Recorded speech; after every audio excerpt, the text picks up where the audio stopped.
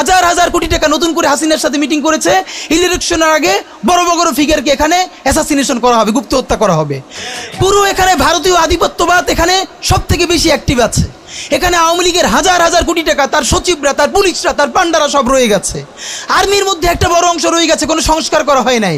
তারা বারবার স্যাবোটেজ করবার চেষ্টা করছে, এই রাষ্ট্রকে, এই সরকারকে ফেল করানোর চেষ্টা করছে।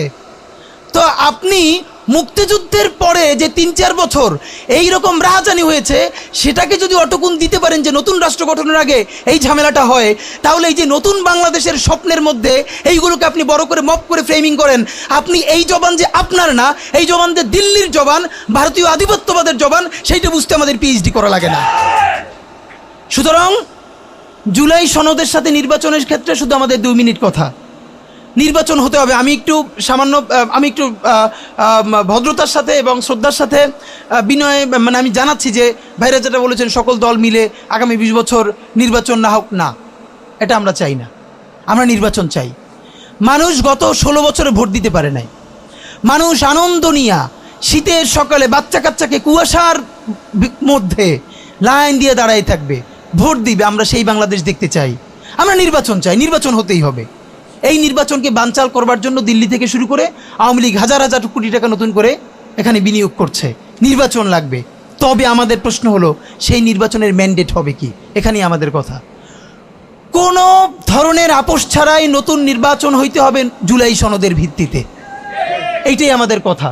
জুলাই সনদের ভিত্তিতেই নির্বাচন হতে হবে এবং জুলাই সনদের বৈধতা নির্বাচনের আগেই দিয়ে সেইটার ভিত্তিতে নতুন নির্বাচন হবে, যেই নির্বাচনের ম্যান্ডেট থাকবে নতুন সংসদে নতুন বাংলাদেশের জন্য আমাদের রাজনৈতিক দলগুলো মিলে নতুন সংসদের নতুন সংবিধান উপহার দিবে।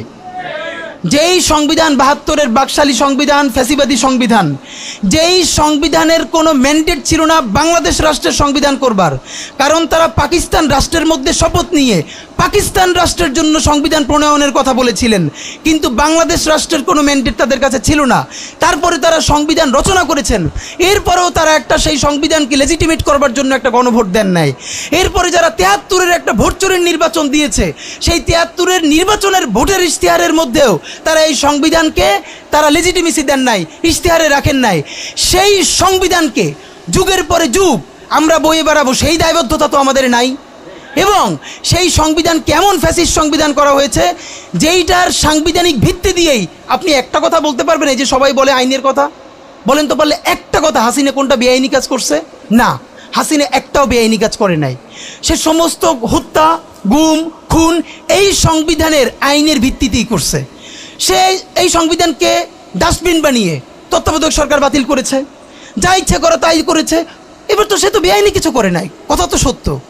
আমার বিএনপির ভাইদের প্রতি শুধু একটা আফসোস লাগে, কারো কারো দেখি 72-এর সংবিধানের প্রতি তাদের কি গভীর প্রেম।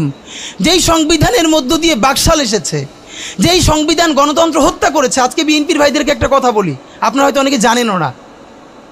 পৃথিবীতে দ্বিতীয় ইতিহাস আছে কিনা মান্না ভাই জানলে বলবেন, আমি ভাইয়ের কাছ থেকে শুনতে চাইব। জিয়াউর রহমান তো একজন সামরিক শাসক ছিলেন। একজন সামরিক শাসক সামরিক ফরমান জারি করে দেশে গণতন্ত্র ফিরেইছে, পৃথিবীতে এই নজির নাই যেটা জিয়াউর রহমান করছেন। আপনারা কি জানেন? এই যে জিয়াউর রহমান গণতন্ত্র ফিরাইলেন, যার মাধ্যমে আওয়ামী লীগও রাজনীতি করার সুযোগ পাইল বাকশালের পর, সেটা কিসের মধ্য দিয়ে? তখন তো সংসদ নাই, সংবিধান তো সংশোধনও করা যাইতেছিল না। কিসের মধ্য দিয়ে? জিয়াউর রহমানের সামরিক ফরমানের মধ্য দিয়ে। পৃথিবীর একমাত্র একজন সামরিক শাসক যিনি ফিল করলেন না, সামরিক পন্থা দিয়ে করা যাবে না, গণতন্ত্রে ফিরতে হবে। এবং দেখেন হাসিনারে এবং আওয়ামী লীগের চরিত্রটাই হলো এইরকম, এর যে একটু ভালোবাসে তার সে হত্যা করে। শহীদ প্রেসিডেন্ট জিয়াউর রহমান শেখ হাসিনাকে দেশে আসার অনুমতি দিছিলেন, সুযোগ দিছিলেন এবং বলছে থাক সবাই রাজনীতি করুক। আসার 1 মাসের মধ্যে জিয়াউর রহমান শহীদ হয়ে গেছে, 13 দিনের মধ্যে। এবার দেখেন এই যে আমরা এখন যারা সবাই করতেছি, সুতরাং এটা একটা বিষ। এই বিষের সাথে আমরা কীভাবে লড়াই করব? জাতীয় ঐক্যমত্য তৈরি করতে হবে। সুতরাং পলিটিক্যাল পার্টি এবং সবার প্রতি একটা কথা, প্লিজ আপনারা বিএনপিকে শতভাগ কর্নার করে দিয়েন না। বিএনপি এই আধিপত্যবাদ বিরোধী লড়াইয়ের জন্য আমাদের একটা বড় শক্তি। এই শক্তিকে এত বেশি কর্নার করা যাবে না যাতে তারা গিয়ে আওয়ামী লীগের হাত ধরে ফেলে। তারা যদি আওয়ামী লীগের হাত ধরে ফেলে তাহলে লড়াইটা তো আমাদের জন্য আরও কঠিন হয়ে যাবে।